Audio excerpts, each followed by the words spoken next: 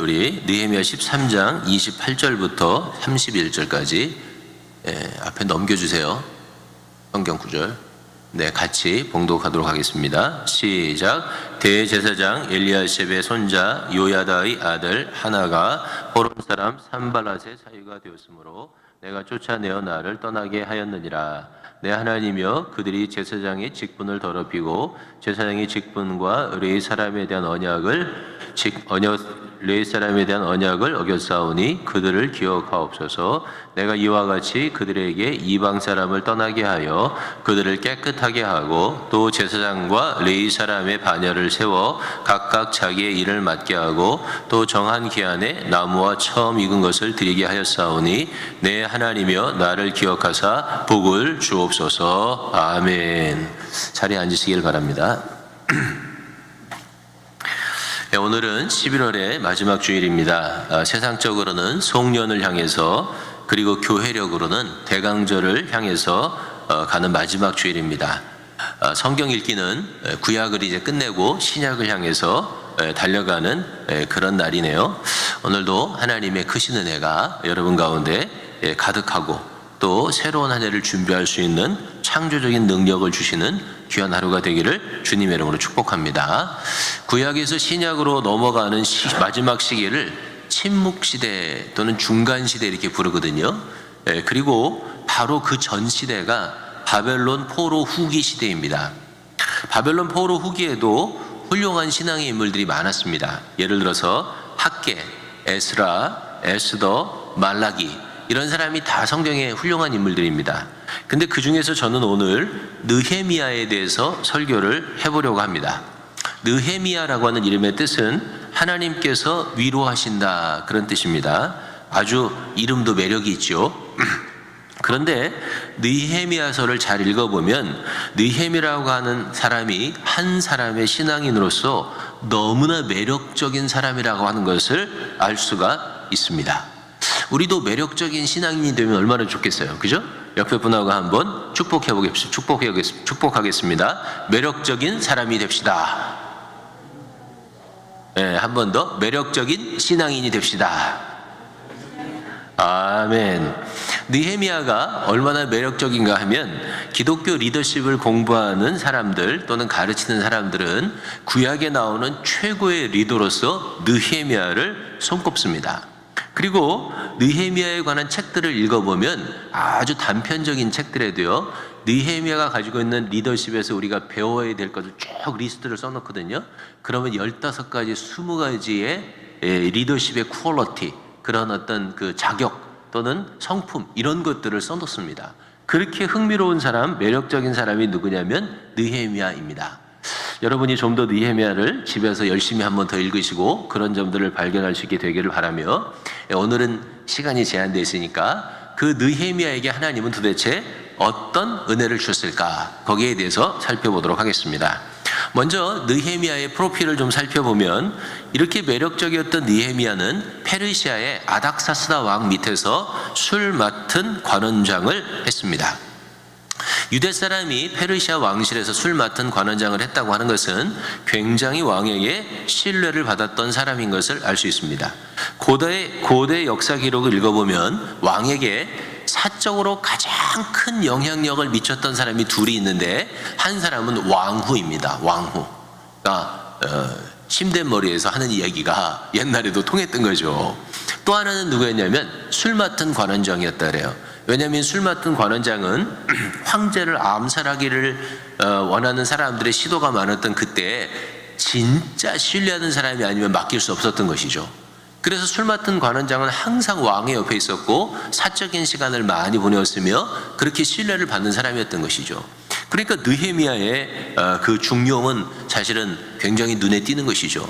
어떻게 유대인이었던 페르시아 사람이 아니었던 느헤미야가 왕의 술 맡은 관원장이 되었을까요? 두 가지 이유가 있다고 생각하는데, 첫 번째는 그를 쓰시려고 하는 하나님의 은혜와 축복이 이유였겠죠. 하나님이 그를 쓰시려고 그를 좋은 자리에 넣어 놓으신 것이죠. 또 하나의 역사적인 요인이 있는 것은 뭐냐면 에스더의 영향이라고 할 수 있습니다. 왜냐하면 이 아닥사스다 왕의 아버지가 아하수에로 왕입니다. 근데 이 아하수에로 왕은 누구였냐면 에스더의 남편이었습니다. 이 아하수에로 왕은 세상에서는 크세르 1세라고 불리는데 영어로는 솔세스라고 부르죠. XERCES 솔세스라고 부르는 왕입니다. 그런데 이 에스더의 남편 아하수에로가 20년을 통치했고 그의 통치하에서 에스더와 몰도게가 너무 잘한 거예요. 그리고 그 영향이 누구에게까지 갔냐면 이 아들이었던 아닥사스다 왕까지 이어진 거죠. 그래서 아닥사스다 왕의 통치 하에서도 유대인들은 여전히 중용을 받고 있었던 것입니다. 느헤미야의 이야기는 아닥사스다 왕 20년에 시작이 되는데 느헤미야에서 나오는 아닥사스다는 느헤미야의 얼굴에 수심이 가득한 것을 발견할 정도로 굉장히 세심하며 다정다감한 왕으로 나옵니다. 또 유대인이 성벽을 재건할 수 있도록 허락하고 필요한 물자를 제공하는 좋은 왕으로 묘사되어 있습니다. 그런데 세속의 역사를 읽어보면 세속의 역사에서 이 아닥사스다는요 굉장한 폭군이었습니다. 그리고 많은 오점을 남긴 왕으로 알려져 있습니다. 놀라운 사실이 하나 있는데 하나님이 필요하시면 이방인의 왕들도 쓰신다는 것이죠. 예를 들어 하나님은 느부갓네살도 쓰셨고요, 다리오 왕도 쓰신 것이죠. 뿐만이 아니고 아닥사스다도 느헤미야를 통해서 성벽을 재건하는 일을 할 수 있도록 하나님이 누구를 쓰셨어요? 세상적으로는 폭군이었던 아닥사스다 왕도 하나님이 쓰신다는 거예요. 그리고 필요한 것들을 지원하시죠. 사랑하는 성도 여러분, 하나님을 믿는 우리들은 하나님을 섬기고 주의 뜻을 이 땅에 실현해 가면서 나한테 권세가 없거나 물질이 없거나 그 외의 것들이 없다고 염려할 필요가 없습니다. 왜냐하면 하나님께서 원하시면 폭군이라도 쓰셔서 우리의 필요를 채워주시는 하나님이시기 때문에 그런 것입니다. 우리가 새해를 준비하면서 이것이 없어서 못합니다, 저것이 없어서 못합니다, 이게 부족합니다, 저게 부족합니다, 그렇게 생각하지 마시고 정반대로 내가 하나님의 뜻이라면, 우리가 하나님의 뜻이라면 무엇이든지 하겠습니다. 하나님 우리가 순종하며 밀고 나가겠습니다. 아닥사스다를 통해서 느헤미야의 필요를 채워주신 하나님께서 우리의 필요도 채워 주옵소서. 그렇게 믿으며 나가실 수 있는 여러분 되시기를 주님의 이름으로 축복합니다. 그런데 느헤미야가 아주 매력적인 사람인 이유는 하나님께서 필요를 채워주셨다는 데 있는 게 아니고 그보다 훨씬 더 귀한 은혜가 그에게 있었습니다. 내면적인 은혜, 성품의 은혜, 인격적인 은혜가 있었죠. 첫 번째 어떤 은혜가 있었냐면 제가 생각할 때 느헤미야에게는 사랑의 은혜가 있었습니다. 하나님께서 느헤미야에게 사랑하는 마음을 깊이 부어주셨습니다. 신약 성경에 아주 아름다운 구절이 있는데 로마서 5장 5절이에요. 한번 읽어볼까요? 시작. 소망이 부끄럽게 아니함은 우리에게 주신 성령으로 말미암아 하나님의 사랑이 우리 마음에 부은 바 됨이니. 성령으로 말미암아 하나님의 사랑이 우리 마음에 부은 바 된 것, 얼마나 기가 막히게 아름다워요. 그런데 그렇게 하나님의 성령으로 말미암아 하나님의 사랑이 그 마음에 부은 바 된 사람이 누구였냐면 느헤미야였습니다. 느헤미야는 특별히 조국을 향한 사랑, 자기 민족을 향한 사랑이 매우 컸던 사람입니다. 그 사랑은 하나님을 향한 사랑이라고도 말할 수 있겠죠. 느헤미야 1장 2절부터 4절을 읽어보면 그 사랑이 잘 나타나 있습니다. 같이 읽어보겠습니다. 내 형제들 가운데 하나인 하나니가 두어 사람과 함께 유다에서 내게 이르렀기로 내가 그 사로잡힘을 면하고 남아있는 유다와 예루살렘 사람들의 형편을 물은즉 그들이 내게 이르되 사로잡힘을 면하고 남아있는 자들이 그 지방 거기에서 큰 환난을 당하고 능욕을 받으며 예루살렘 성은 허물어지고 성문들은 불탔다 하는지라. 내가 이 말을 듣고 앉아서 울고 수일 동안 슬퍼하며 하나님 앞에서 금식하며 기도하여. 자, 느헤미야는 수산궁에서 아주 평안한 삶을 살고 있었습니다. 그런데 그의 사랑은 그로 하여금 유다와 예루살렘에 있는 사람들의 형편에 관심을 갖게 합니다. 그래서 그는 하난이라고 하는 동생으로부터 유다의 형편을 묻습니다. 사랑의 관심인 것이죠. 사랑의 반대는 무관심이라고 하지 않습니까? 사실 느헤미야는 페르시아에서 태어났습니다. 왜냐하면 이 느헤미야의 배경은 BC 444년이거든요. 그런데 444년은 이스라엘 백성들이 바벨론에 처음 포로로 잡혀온 때를 기준으로 하면 약 150년 후의 일입니다.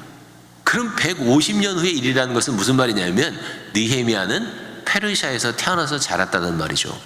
그는 페르시아에서 태어나서 자랐고 페르시아 말을 모국어로 했을 가능성이 많은 사람입니다. 그는 한 번도 예루살렘에서 사로잡힘을 면하고 그 땅에 머물렀던 사람들을 본 적이 없습니다. 만난 적도 없습니다. 그런데 그럼에도 불구하고 그는 어떻게 해요? 그 망해버린 조국, 망해버린 민족에 대한 그 사랑을 가지고 있었던 것이죠.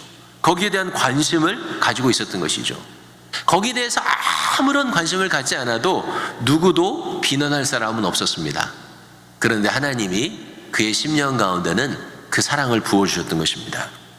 그런데 그의 사랑은 그저 관심을 가지는 정도가 아니었습니다. 그는 자기 고국의 백성들이 환난과 능욕을 당하고 예루살렘 성이 무너지고 성문이 불탔다는 이야기를 듣고 수일 동안 슬퍼하며 웁니다. 슬퍼하며 울 뿐만이 아니고 금식하며 기도합니다. 거기서 끝나지 않고 어떻게 해서든지 고국으로 돌아가서 그 무너진 성벽을 보수하겠다고 계획을 세우고 그 계획을 실행에 옮깁니다. 진짜 뜨거운 사랑이 아닙니까? 어떻게 이렇게 뜨거운 사랑이 있었을까요? 150년이라고 하는 시간의 단절이 있었고요, 문화의 단절이 있었고요, 언어의 차이가 있었던 거예요. 그런데 그럼에도 불구하고 자기 조국에 남아있는 자들에 대하여 관심을 기울이고 그들의 현실을 생각하며 눈물을 흘리며 금식 기도했던 느헤미야의 마음에는요, 하나님의 사랑의 부으심이 있었던 거죠.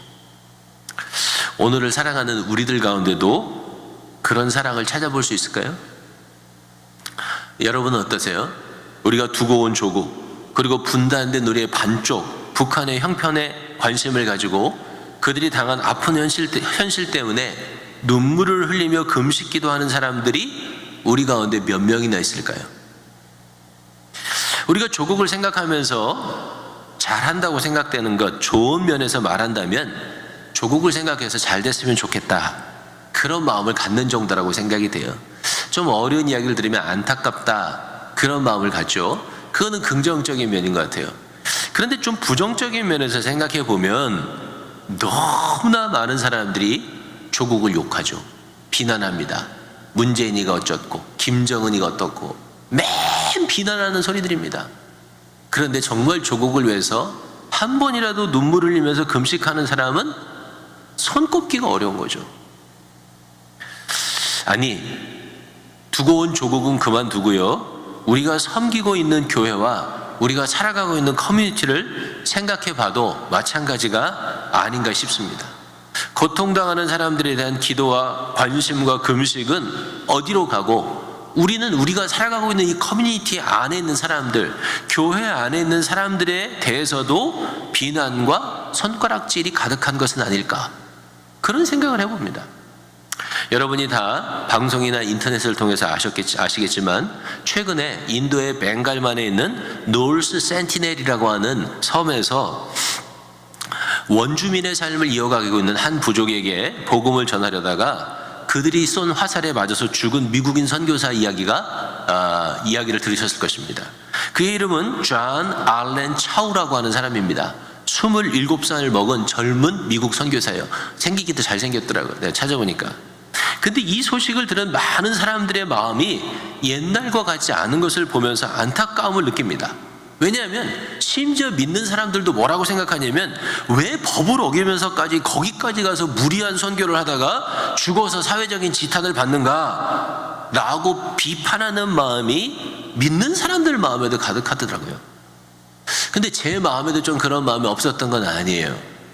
그러나 한번 생각해 보세요. 위튼 대학교를 졸업했던 짐 엘리어 선교사님이 남미의 에콰도르의 원시 부족이었던 아우카족에게 복음을 전하러 들어갔다가 그 해변가에서 아우카족의 공격을 받고 순교한 것이 언젠지 아십니까?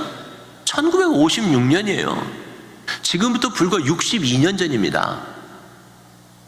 그리고 62년 전에 났던 그 일을 기억하면서 지금도 많은 사람들이 시카고에 오면 위튼 대학교에 갑니다. 왜 가는지 아세요? 짐 엘리엇 선교사님의 그 놀라운 순교의 정신을 배우겠다고 거기 간단 말이에요. 그럼 그때와 지금이 다른 게 뭐가 있겠어요? 다른 건 아무것도 없어요. 오로지 다른 것은 하나뿐이라고 생각돼요. 그것이 뭐냐면 아마 가장 다른 것일 텐데 인포메이션의 차이라고 생각돼요.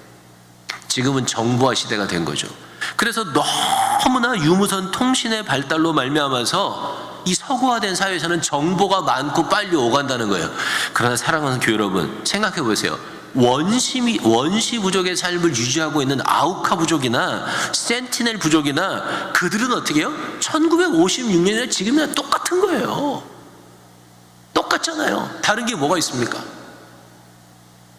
그렇다면 복음을 모르고 살아가는 그 사람들을 위해서 생명을 바친 선교사님의 순교의 이야기에 사실은 우리는 어떻게 되는 겁니까?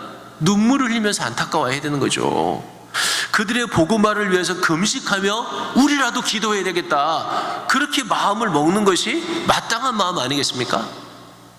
그런데 그런 사랑의 마음은 왜 다 말라지고 없어진 것일까요? 왜 이 시대의 사람들은 비난하고 손가락질하고 조금도 불쌍히 여기는 마음을 갖지 못할까요?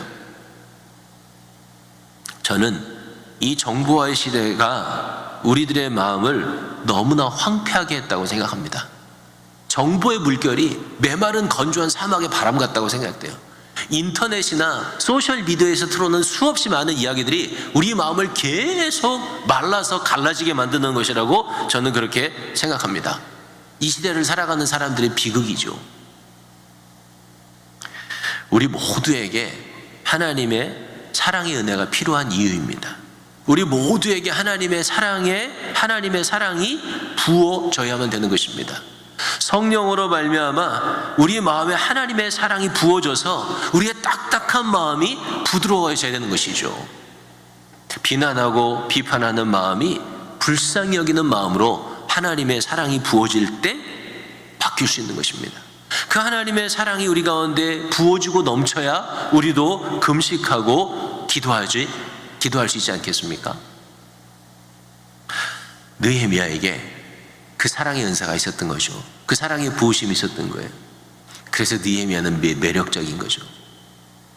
여러분이 세상을 살아가면서 비난하고 비판하는 사람은요, 절대로 매력적이지 않습니다. 사람들에게 관심을 끌고 사람들이 좋아하고 같이 있고 싶어하는 사람은 어떤 사람이냐면 사랑이 넘치는 사람이라고. 느헤미야에게 하나님의 사랑의 부으심이 있었던 것처럼 여러분과 저에게도 하나님의 사랑의 부으심이 있게 되기를 주님의 이름으로 축복합니다. 느헤미야에게 부어주신 두 번째 하나님의 은혜는 저는 균형이라고 생각해요. 그 균형의 은혜는 불쌍히 여기고 금식하고 기도하는 마음과 마음을 갖고 금식하고 기도하다가 현실을 보면서 야, 아무리 불쌍하고 아무리 그래도 우리가 할 수 있는 건 한계가 있으니까 요만큼만 하자, 그런 균형이 아니에요. 세상 사람들은 대부분 그런 종류의 균형을 유지하려고 합니다. 근데 그거는 균형이 아니고 그건 타협이에요. 타협. 하나님이 우리에게 주시는 사랑을 내가 충분히 발휘하지 못하고 충분히 실천하지 못하는 타협이지 그건 균형이 아니란 말이에요. 느헤미야에게는 어떤 균형이 있었냐면 그에게 있었던 균형은 뜨거운 마음, 불타는 사랑과 냉철한 이성 사이에서의 균형이었어요. 또 다른 말로 하면 뜨거운 사랑과 냉철한 적용 사이의 균형이었어요. 느헤미야가 기독교의 리더로 손꼽히는 이유가 거기에 있습니다. 느헤미야는 두고 온 조국의 백성의 이야기를 들으면서 마음이 뜨거웠어요. 눈물 흘리며 기도했습니다. 그리고 어떻게 했는지 아십니까? 자기 조상들의 죄를 그가 대신 회개합니다. 근데 거기서 그치지 않아요. 느헤미야는 냉철하게 준비를 시작합니다. 아닥사스다 왕의 허락을 받을 기회를 찾습니다. 그가 동생 하나니에게 예루살렘의 이야기를 들었을 때는 기스를 월이었어요. 그때는 지금으로 얘기하면 딱 지금이에요. 양력으로 얘기하면 11월 말에서 12월 초를 넘어가는 때였어요. 그런데 이 느헤미야가 아닥사스다 왕에게 허락을 받는 것은 언제였냐면 니산월이었어요. 우리 2장 1절을 읽어보겠습니다. 시작. 아닥사스다 왕 제20년 니산월에 포도주를 왕에게 드렸는데 이전에는 내가 왕 앞에서 수심이 없었더니. 자, 니산월은 언제인지 아세요? 3월 말에서 4월 초예요. 느헤미야는요 4개월 동안 기도하고 준비한 거예요. 4개월 동안 기도하고 기다리면서 준비했던 거죠. 근데 기회가 딱 왔어요.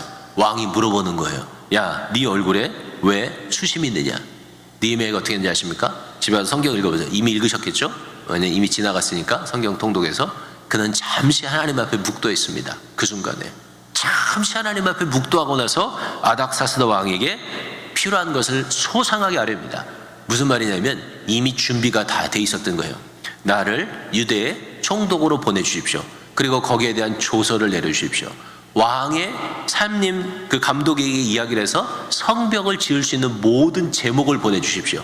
왕께서 마병들과 군병들을 함께 보내주셔서 가는 동안에 이런 것들을 약탈당하지 않게 지켜주십시오. 벌써요 머릿속에 뭐를 요청해야 되는지 다 계획이 있었던 거예요. 탁탁탁탁 나오죠. 가슴은 뜨겁고 어떻게요? 머리는 냉철했어요. 그가 예루살렘에 돌아온 이후의 행정들을 여러분이 보셔도 놀랍습니다. 그는 아무에게도 말하지 않고 3일 동안 자기 혼자 예루살렘 성을 돌아다니면서 현황 파악을 다 합니다. 그뿐만이 아니에요. 무너진 곳을 샅샅이 조사한 다음에 조직을 만듭니다. 조직을 철저하게 만들어서 일을 분담시키죠. 그래서 52일 만에 성벽을 쌓는 것을 완성합니다.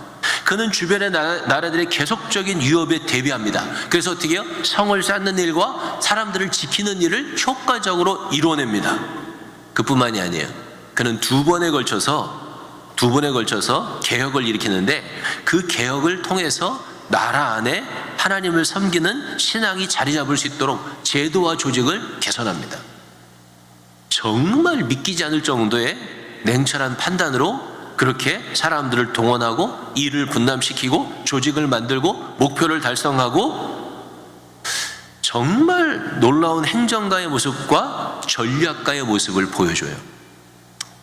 세상의 사람들을 쉽게 몇 가지 부류로 나누는 것은 무식한 일입니다. 저는 그런 일을 잘 안 하려고 하는데 그냥 설교를 돕기 위해서는 무식한 시도를 해보면 세상의 사람들을 세 부류의 사람으로 나눌 수 있습니다. 첫 번째는 어떤 부류냐면 가슴도 미지근하고 머리도 미지근한 사람입니다. 대부분의 사람들은 다 그래요. 가슴이 불타지 않아요. 그냥 가슴은 차갑지도 않지만 그렇다고 불타지도 않아요. 늘 밍밍한 거죠. 그리고 밍밍한 게 당연하다고 생각해요. 머리도 대부분 미지근합니다. 그래서 냉철하고 철두철미하지 못하죠. 물에 물 탄 듯 술에 술 탄 듯 그렇게 살아가요. 그리고 그거를 지혜라고 생각하죠. 많지 않지만 세상에는 뜨거운 사람이 있습니다. 막 가슴이 뜨거운 거죠. 교회 안에도 있죠. 세상을 향한 하나님의 열정으로 마음이 뜨끈뜨끈한 사람들이 있습니다. 이런 사람들은 뭐든지 열심히 하려고 하고 열심히 넘쳐요. 그런데 마음만 뜨거운 게 아니고 머리도 뜨거우면 문제가 생겨요. 왜냐하면 뭘 열심히 하는 것 같은데 제대로 마무리를 못하는 거예요. 시작은 했는데 결말이 없어요. 어질러는 노는데 치우지는 못한단 말이에요. 마무리를 잘해야 돼요. 사람은 자기가 시작한 거는 결론을 잘 지어야 돼요. 가슴이 뜨거운데 머리가 냉철하지 못하면 그렇단 말이에요. 근데 세상엔 또 어느 정도의 사람이 있냐면 어떤 사람이 있냐면 굉장히 냉철한 사람이 있어요. 머리가 냉철한 거야. 그래서 일을 조직하고 일사천리로 목표를 향해서 오차가 없이 쫙 달려갑니다. 그래서 일을 기가 막히게 잘해요. 근데 머리만 차가운 게 아니라 가슴도 차가워요. 그래서 바늘로 찔러도 피 한 방울 안 나올 것 같다는 소리를 듣습니다. 일은 냉철하게 잘하는데 돌아보면 사람을 잃어버린 거예요. 사람들이 일 때문에 상처를 받고 마음에 고통당해요. 그러면 어떻게 되냐면 일은 잘 된 것 같은데 결국은 공동체에 덕이 못 되는 거예요. 영성과 이성의 조화, 뜨거운 가슴과 냉철한 머리의 균형, 뜨거운 가슴으로 말한 것을 말하는 데서 끝내는 것이 아니고 실제의 삶으로 옮길 수 있는 용기와 지혜, 그 아름다운 균형들을 가진 사람이 있다면 얼마나 매력적이겠어요. 그 매력을 누구에게 주셨냐면 하나님이 느헤미야에게 주셨단 말이에요. 매력 있는 사람은 사랑의 사람이라 그랬죠. 남을 보면서 마음 아파하고 고통당하는 자들을 위해서 기도할 줄 알고 나아가서 그들의 아픔을 나의 아픔을 알고 금식할 수 있는 사람, 정말 매력적이죠.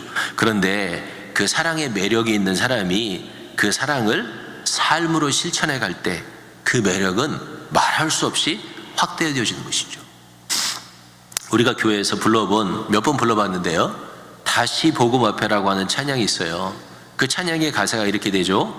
많은 이들이 말하고 많은 이들이 노래는 하지만 정작 가지는 않는 길, 두려운 생각보다는 많이 힘들고 험한 길보다는 그저 말로만 가려기에 점점 멀어져만 가네. 내게 생명 주었던 그 길, 점점 이용하려 하네. 내게 사랑 주었던 그 길. 오늘날 많은 사람들의 모습입니다. 말은 하고 노래를 해요. 그리고 자기가 말하고 노래하는 것을 사랑이라고 표현합니다. 사랑하기 때문에 말한다는 거예요. 사랑하기 때문에 노래한다는 거예요. 사랑하기 때문에 비판도 한다고 말합니다. 그런데 보세요, 정보화의 시대에 살아가는 우리들에게 말하기가 얼마나 쉬워졌어요. 정보가 많아졌기 때문에 판단하고 진단하는 것이 얼마나 쉬워졌어요. 그런데 진짜 사랑은요, 말로 하는 게 아니란 말이에요. 그건 삶을 들여서 그 사랑을 실천하려는 냉철한 판단과 용기가 병행될 때 진짜 사랑이 되는 거죠. 우리 지난주 금요일 배운 말씀이 걷어붙인 소매라고 하는 제목으로 금요일날 우리 같이 말씀을 나눴는데, 그 교재에서 존 칼빈 목사님이 하셨던 말씀을 소개했는데 그분이 이렇게 얘기했어요. 하나님에 대한 모든 지식은 순종에서 나온다. 하나님에 대한 모든 지식은 순종에서 나온다는 거예요. 하나님에 대한 모든 지식은 정보에서 나오는 게 아니란 말이에요. 하나님에 대한 모든 지식은 인터넷에서 나오는 게 아니에요. 하나님에 대한 모든 지식은 순종을 통해 나온단 말이에요. 그리고 이 시대에는 지식이 아닌, 정보가 아닌 순종을 통해서 나오는 진짜 지식에 목마른 시대라는 거죠. 뜨거운 가슴을 가질 뿐만이 아니고요, 냉철한 머리, 순종을 통해서 하나님이 주시는 지식을 가진 사람이 진짜 매력적인 사람인 거죠. 그런 매력적인 사람, 그 사람이 누구였냐면 느헤미야였어요. 그리고 우리에게도 이런 사람들이 필요한 거죠. 사랑하는 성도 여러분, 여러분과 제가 다 이런 매력의 소유자가 될 수 있게 되기를 예수님의 이름으로 축복합니다. 마지막으로 한 가지만 더 설명해 보겠습니다. 제가 이번에 느헤미야서를 읽으면서 눈에 들어오는 단어가 있었어요. 그래서 제가 느헤미야를 설교하기로 그렇게 결정을 했는데, 그 단어는 기억이라고 하는 단어였습니다. 느헤미야에는 전부 7번 기억이라고 하는 단어가 나옵니다. 기억해 달라고 하는 요청이죠. 하나님께서 기억해 달라는 것입니다. 오늘 우리가 읽은 느헤미야 13장에도 2번이나 나오는데요, 13장 29절부터 31절을 다시 한번 읽어보겠습니다. 내 하나님이여, 그들이 제사장의 직분을 더럽히고 제사장의 직분과 레위 사람에 대한 언약을 어겼사오니 그들을 기억하옵소서. 내가 이와 같이 그들에게 이방 사람을 떠나게 하여 그들을 깨끗하게 하고 또 제사장과 레위 사람의 반열을 세워 각각 자기 일을 맡게 하고 또 정한 기한에 나무와 처음 익은 것을 드리게 하였사오니 내 하나님이여, 나를 기억하사 복을 주옵소서. 자, 29절에 됐고 31절에 되어 있습니다.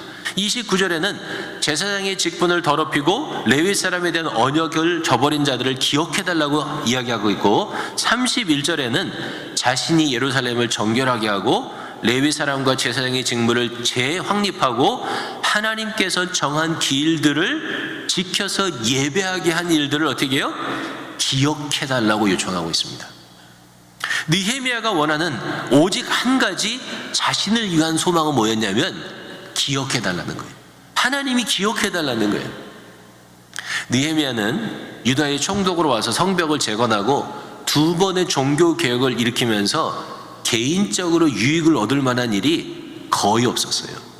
그는 바사의 수산궁에서 아닥사스다의 총애를 입으며 지내는 것이 훨씬 더 자신에게는 평안한 일이었습니다. 훨씬 더 고생할 일이 없는 것이었습니다.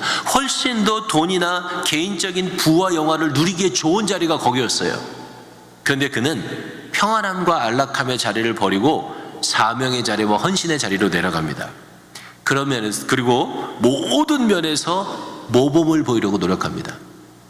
그는 12년을 총독으로 있었는데요, 총독으로 있는 동안에 이스라엘 백성이 가난했기 때문에 총독의 녹을 받지 않습니다. 그것뿐만이 아니에요. 수산궁에서 데려왔던 자기의 부하들이요, 유다에 남아있던 유다인들과 똑같이 일을 합니다. 그것뿐만이 아니에요. 느헤미야는 자기가 밥을 차릴 때마다 식탁에 150명분의 식사를 준비했습니다. 그리고 150명분의 식사에 유다 사람들과 민장들을 초대했어요. 얼마나 자기를 헌신했는지 알겠죠. 그런데 그렇게 하고 나서도 느헤미야 5장 19절에 그는 이렇게 이야기합니다. 한번 읽어볼까요? 내 하나님이여, 내가 이 백성을 위하여 행한 모든 일을 기억하사 내게 은혜를 베푸시옵소서.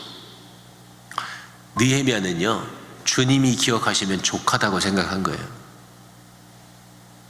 그게 진짜 매력인 거예요. 이 이야기는 유다의 귀족과 민장들이 자기 백성을 수탈하는 모습을 보면서 자기가 12년 동안 어떻게 살아왔는지를 말하는 과정 가운데 나왔어요. 12년 동안 느헤미야는 말없이 일을 해왔던 거예요. 왜냐하면 느헤미야의 소원은 하나뿐이 없었어요. 그게 뭐죠? 주님이 기억해 주시면 족하다고 생각했던 거예요. 그게 진짜 신앙의 매력인 거죠. 우리는 너나 할 것 없이 다른 데 관심이 많이 있습니다.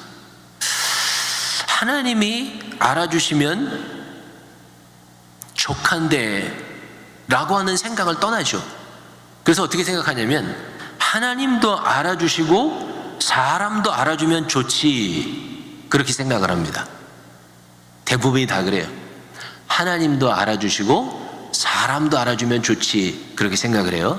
그런데 그렇게 생각하면 집중이 안 되는 거예요. 진짜 가치는 집중해서 바라보는 데 있는 거예요. 시선이 분산되면 집중되지 않는 거예요. 집중되지 않으면 힘이 없고 아름답지 않아요. 잘 훈련된 개들이 있잖아요. 잘 훈련된 개들이 있는데 그 훈련된 개들 앞에 개가 좋아하는 고깃덩이를 던져도요, 잘 훈련된 개는 고깃덩이를 안 먹는데요. 왜 안 먹는지 아세요? 잘 훈련된 개는 시선을 주인에게만 집중하기 때문에 그렇대요. 근데 그 개가 시선이 주인에게서 떨어져서 고기에게 가잖아요. 그럼 고기를 물린다는 거예요. 정말 하나님을 바라보고 하나님이 주는 축복을 바라본다면 다른 것에서 눈을 떼야 돼요. 무무라고 하는 작가가 쓴 오늘 뺄셈이라고 하는 책에 이런 글이 있어요.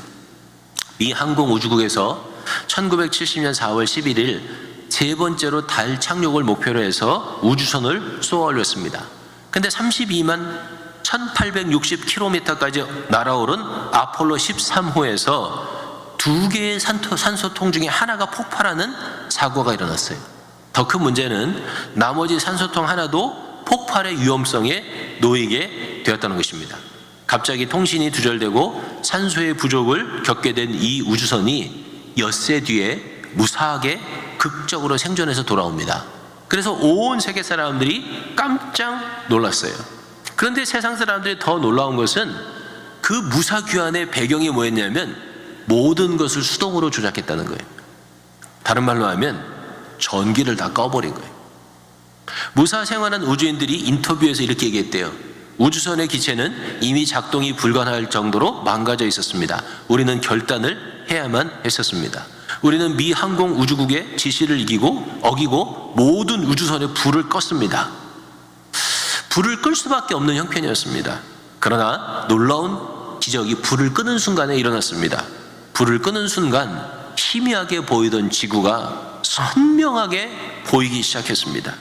태평양 바다 어느 곳이 안전한 착륙지인지까지도 선명하게 보였습니다. 그래서 우리는 우주선을 수동으로 조작하면서 무사히 귀환하게 된 것입니다. 사랑하는 성도 여러분, 우리의 삶에도 불빛이 사라지고 어둠이 찾아오지만 불이 꺼져야 보이는 불빛이 있단 말이에요. 우리 주변의 희미한 불빛들에 기대고 의지하는 한에서는 진짜 빛을 보기가 어렵다는 거예요. 그래서 하나님이 우리 주변의 불빛을 끄는 거예요. 정말 느헤미야가 매력적인 신앙인으로 우리의 눈에 비추는 이유는 뭐냐면 그가 사랑의 사람이었고 냉철한 이성을 가졌기 때문이에요. 근데 거기서 멈추지 않았단 말이에요. 그는요, 진정으로 주님이 아시면 족하다고 생각했던 사람이에요. 그래서 그 믿음이 우리 가운데 다가오는 거예요. 우리가 출애굽기를 지금 화요일날 성경 공부를 하고 있는데요, 출애굽기에 광야가 많이 나오잖아요. 5개의 광야가 나오는데 그 광야를 이스라엘 백성들이 계속 통과해요. 근데 그 광야를 통과할 때 목적이 뭐냐? 그 교재에서는 뭐라고 가르치냐면 Focusing the Lordship이라고 가르쳐요. 주님의 하나님 되심에 뭘 하는 거라고요? 포커스를 한다. 포커스. 그게 광야의 시험의 목적이라는 거예요. 우리가 매일 인생이라고 하는 광야의 길을 지나는 우리지만요, 우리 주변에 다른 불빛에 관심을 가지면 주님에게 포커스가 안 되는 거예요. 진짜 신앙에는 포커스가 어디에 있어야 돼요? 주님이 아시면 족하리, 거기 있어야 된단 말이에요. 그러면 내가 주님이 아시면 족하리 그렇게 고백할 때 그 신앙이 너무나 매력적인 게 될 뿐만이 아니고요, 하나님이 나의 모든 필요를 하나님이 알아서 채워주시는 그런 역사를 경험하게 되는 것이죠. 느헤미야는 그런 면에서 정말 매력적인 신앙이었어요. 저와 여러분이 이런 매력적인 신앙인이 될 수 있게 되기를 주님의 이름으로 축복합니다. 우리 같이 한번 찬양하겠습니다. 해같이 빛나리 한번 찬양하죠. 1절만 한번 찬양하겠습니다. 뒤에 보면 주님이 아시면 족하리 그런 가사가 나옵니다.